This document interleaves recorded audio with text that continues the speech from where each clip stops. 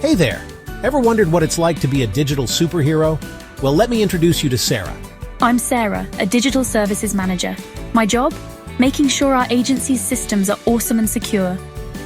Sarah and her team had built the features for her new system, completed testing, and were nearly ready to deploy. But one final step remained.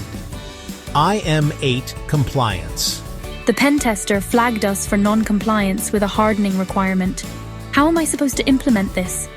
We're running critical workloads. If we apply this hardening rule as is, it could slow everything down.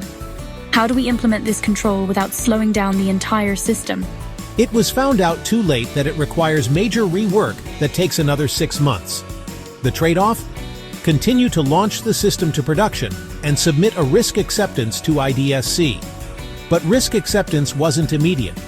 It involved multiple rounds of clarification with different stakeholders, as Sarah tried to explain the risk and mitigation clearly. The back and forth dragged on, delaying the system launch by 2 weeks.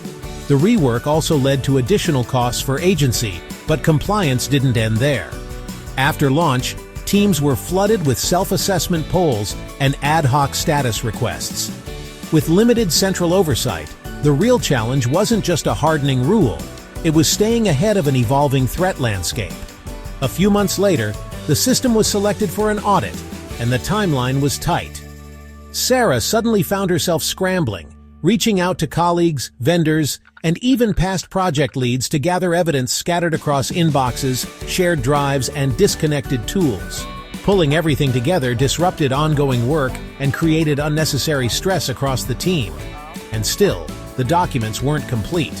Without timely evidence, the system received a low finding even with carefully crafted management responses to minimize the impact. There has to be a better way.